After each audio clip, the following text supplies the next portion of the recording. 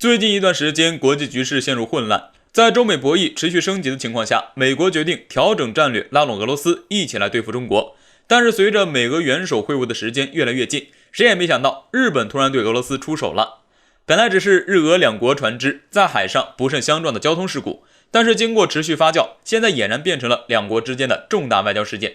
我们先来了解一下事情的大致经过。今年5月26号，在日俄争议岛屿附近海域传来了一声巨响，一艘日本渔船突然被俄罗斯的货轮撞翻，导致了3名日本船员死亡。事后，俄罗斯对此作出解释称，两船相撞是因为大雾天气所导致的意外事故，而且在出事以后，俄方也在第一时间将落水的5名日本船员救上岸。但是最终还是有3人不幸死亡。然而对于俄罗斯做出的解释，日本方面根本就不接受，国内民众的舆论更是为之沸然。因此日本政府强硬地将俄罗斯货轮和船员进行扣押。我们都知道战斗民族的特点就是有仇必报，而且还是马上就报的那种。所以在事故发生后的第3天，俄罗斯警备部门也扣押了日本一艘渔船和14名船员。在这种情况下，双方都有了人质，于是两国就对此展开了外交谈判。从俄罗斯的表态来看，是愿意展开良好对话的，但是这回日本对俄罗斯的态度却是罕见的强硬，不仅宣布要逮捕俄罗斯货船上的船员，而且还要给船上的3副定罪，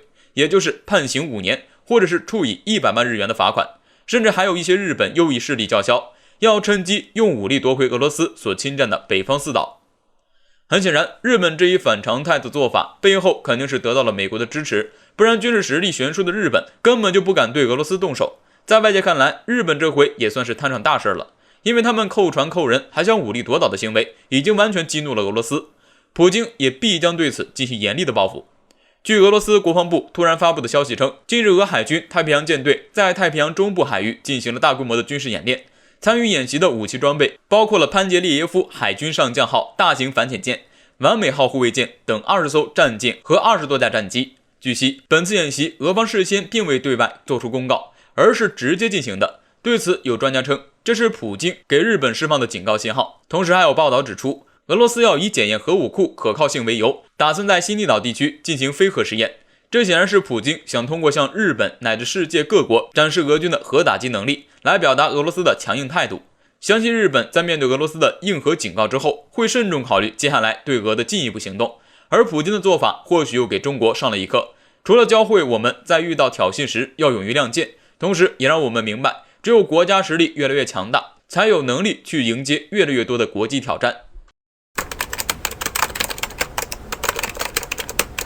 最近这段时间，关于台海问题被美国主导的西方国家多次提及，也有一些国家开始明确站队，比如日本、澳大利亚、加拿大等国。他们认为中国武统的步伐越来越快，所以必须要做出反应。最近，美国航母打击群再次来到南海，但这次和之前发生了一些变化。据港媒东网消息，美海军唯一一艘部署在印太前线的航母里根号于14号进入南海，舰载的 FA-18F 超级大黄蜂战机还在甲板上进行升降训练。对此，美国海军太平洋舰队声明，里根号航母打击群随时准备作战，保护美国以及保卫美国在印太地区的盟友和伙伴海上共同利益。今年美国航母打击群来得太频繁，这次却有点不同。据美国防务新闻透露，在这几天前，美国和澳大利亚2艘军舰一起通过南海，然后美军2架 MC-130J 特种飞机、2架 KC-135 加油机、2架 C-130 运输机现身南海。当时就有人分析，近期会有美航母军舰要来挑衅，果不其然。该注意的是 MC-130J 特种机现身中国周边相当罕见。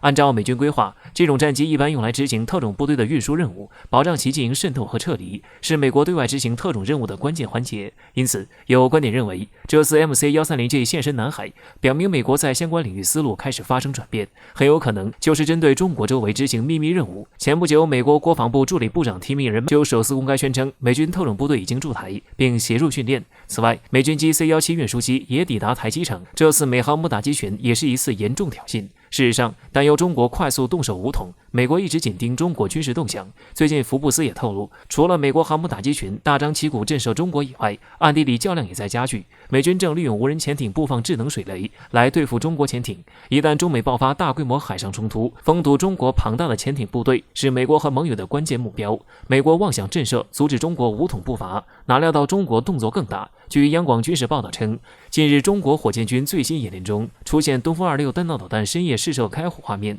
而且首次曝光使用无人机来辅助东风26精确锁定目标。东风26被称为航母杀手，针对谁也就不言而喻。祖国必须统一，也必然统一。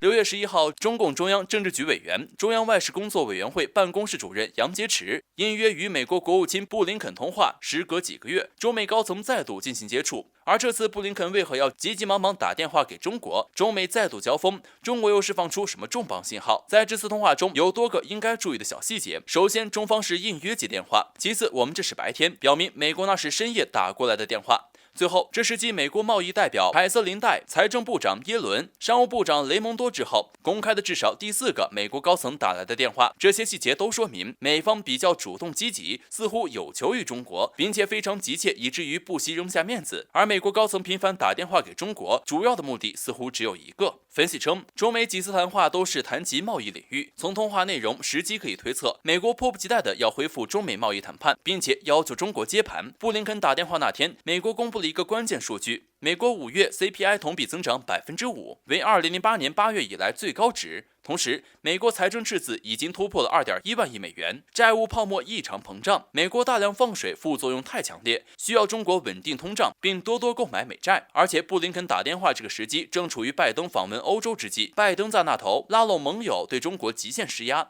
这头打电话讹诈中国。美国如此大费周折，不是遏制中国，就是要从中国这儿得到什么。即使美国用霸权玩讹诈、施压和胁迫谈判的把戏，但中国早就不吃这套了。布林肯这次自然也就是吃了闭门羹。在通话中，杨洁篪主任就涉疆、涉港、台海等问题表明中方严正立场。一些反华势力企图掀起一股恶浪，借所谓涉疆、涉港问题抹黑中国，他们不可能得逞。敦促美方尊重中方主权和领土完整，不得以任何借口干涉中国内政，不得以任何方式损害中方的核心利益。布林肯只能表示，美方奉行一个中国政策，遵守中美3个联合公报。从通报内容来看，杨主任洋洋洒洒谴责千句，而布林肯只能唯唯诺诺几句话。最大的亮点是，世界上只有一个体系、一种秩序，即以联合国为核心的国际体系和以国际法为基础的国际秩序。这句话释放出重磅信号，中国再次正告美国，不承认美国的霸权，美国霸权在中国行不通。在几个月前，杨主任说的“你们美国没有资格说从实力地位出发同中国谈话”十分提气，这是中国平时外交的号令枪。中国再次扛起大旗，这个世界不需要恃强凌弱的霸权主义。在6月15号，央视方面报道了一起关于我军第80集团军的消息。该军某部在近期展开了一场陆航部队千里奔袭作战的演练，2款主力作战装备直10和直19，在无人机的配合下，完成侦察定位和引导火力锁定的任务，对预定目标展开精准打击并摧毁。需要注意的是，该场演习饱受外界关注，很大一个原因在于，在1周前，也就是当时美军机悍然降落在台湾机场的时间节点上，我军第80集团军在官宣上公开打出了准备打仗4个大字。同样是在当天，我军第80集团军的神剑旅还进行了誓师大会。可以说，已经把当前我国对台海问题的态度表现得淋漓尽致。此前，我国对该问题中提到的所谓地动山摇，绝非说说而已。不光如此，我国火箭军更是在官方账号上公开展示了一系列的东风快递，而在配图上，火箭军也注明了一句话：想搞分裂，那你给我听好了。虽然没有像第80集团军说的简洁，但内涵意义已经不言而喻。有观察人士指出，当前台海局势已经到了一个十分关键的节点，中国海陆空3军密集军事演习，明眼人早就看出来了，这就是在为真实台海战争做准备。而且台海不比其他地区，作为备受西方国家操弄的关键地区，中国必须以最快的速度解决问题。因此，一个既有序的梯次化的饱和攻击就成为了解放军的必要选择。直升机在无人机的配合下千里奔袭，将是跨海峡作战的重要环节。分析认为，台湾海峡的距离决定了直升机可以在其中起到的十分重要的作用。在动手的第一时间，利用卫星锁定重要军事建筑，以陆军远火为主要杀伤性作战为主，配合火箭军精准定位，彻底瘫痪对方重要设施，比如防空阵地、断网、断电，切断岛内各防御部队联系。空军在精准定点清除敌方指挥节点的同时，彻底拿下台岛指控权。那么陆航部队千里奔袭作战，配合无人机的先头火力侦察，定点摧毁暗防的防御工事，将能够彻底打破防御部队的心理防线，配合登陆部队拿下关键性阵地。几个方面的立体攻势下，将可以快速有效地瓦解敌军防御能力。